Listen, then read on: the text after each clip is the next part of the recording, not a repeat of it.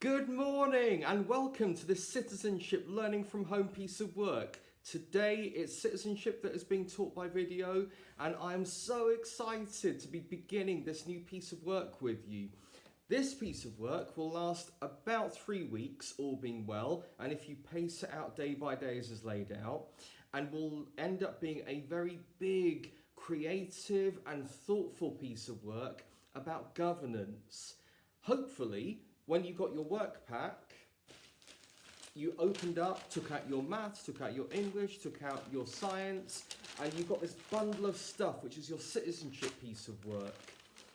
Inside of which, I'm just going to unwrap mine now for you. If you haven't found it already, what you will find you have is a big piece of flip chart paper, an A3 piece of paper, some lined paper, bit of plain paper, and your instructions for the next 3 weeks. I'm going to spend this lesson outlining a bit about the project and also the instructions for this week. Bear in mind though that the instructions will be for the whole week, and what I'm hoping that you will do is spend 45 minutes each day as I add a new instruction as you create your own country. This piece of work is about governance, and for the past 3 or so weeks, you have been looking at different forms of governance, different ways that countries can be run. If you remember, there was that first activity that you did about arriving on a desert island with lots of different tribes that you could stay with, and how would you choose which tribe you'd want to stay with? You've been given all the options, then you could pick one, and pick one that you really didn't want to stay with and for what reasons. And then the different types of governance were revealed to you. You then went on to look at the way that the UK is run, and the technical term for that, I'm sure you've learnt, is constitutional monarchy, meaning we've got a monarch, but we also have a government, and they keep each other in check. And you've just most recently been looking at ways that voting can happen, first past the post and proportional representation. So you've learned those brilliant keywords, you've learned those new concepts, and now's the time to put them into this very, very exciting piece of work. So I hope that you have done, as the first sheet says, read through the first page of slides carefully as background, and then you will add information each day. Now what I thought might be useful, because I could just do a lesson about something standalone, I could explain one of these concepts a bit more, but you've got that work because on the one hand you've studied governance, on the other hand you have some artistic materials. And by the way, for those of you who are really keen on doing art stuff, please go to town on this. Put as much effort into that as you possibly can. It will be assessed as a combination of both technical knowledge and information and creativity as well. And it will be very easy, I think, to outdo my working example. So, read through initially this first page, which gives you the overall instructions. But actually, now that I'm doing this online lesson with you, I am giving you the instructions. And then read through these slides. So I'm going to start with one question. You don't need to write anything down about this, but I just want you to think, and if we were in class together, like I'm doing with those people who are in the centre this week as you're watching, because hopefully, yes, the timetable will be just the same. I'll be asking them, and I want to ask you as well at home, if you could live anywhere in the world, if you could live anywhere in the world, where would you want to live? And what would your reasons be for that?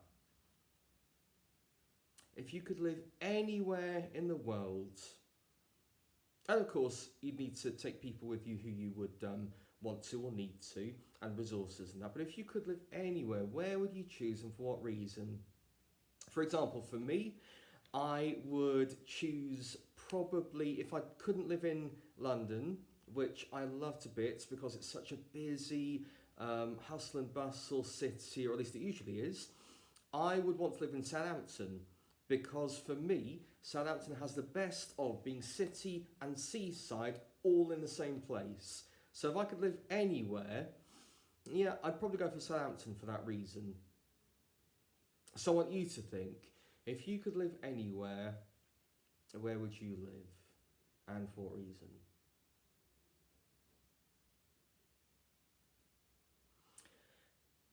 And now, in a creative kind of way, I'm giving you that chance. By designing your own country, you can have somewhere run exactly as you would want it to.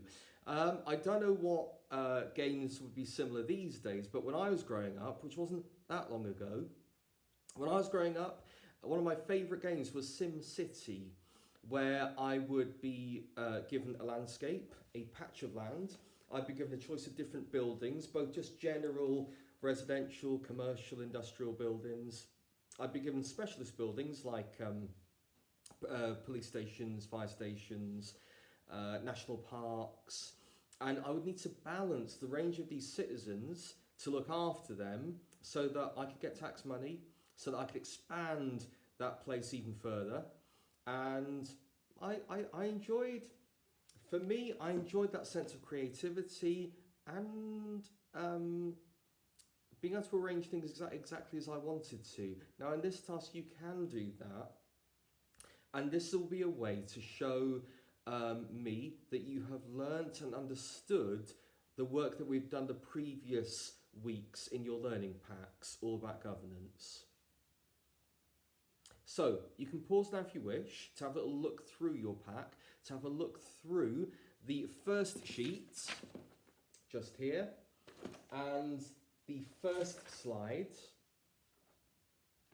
And then I will start to talk through bit by bit each day. By the way, can I draw your attention to the fourth slide here, which is basically saying, be creative, let yourself loose with creativity. I've given you some material, but I would love to see you using all that you can. Coloured pens, coloured pencils, sticky notes of different colours, glue. Now, if you want to put some of those handouts in, extracts from those handouts onto your sheet of paper, that would be brilliant. Whatever you can fit onto this piece of flip chart paper. In fact, you can have things stuck on, coming off the edge. I want this filled with really good work. And at the very, very, very, very end of the this piece of work, we'll be able to have a look at differences between how your countries, each other's countries, and my country, because you will get to look at what I might design as somewhere to run as a country, how they're different and how they might work together. Because, of course, the countries of the world work together. We've got the European Union, which we in the UK recently left. We've got NATO, we've got the UN. So how do countries which are run very differently negotiate and come together? So I'll give you some time to look at that first bits of work, to get excited, to get your art materials together, and then I'll talk through the first 4 days at least worth of paper based work. In the meantime, I'm going to fetch some colouring stuff and art stuff.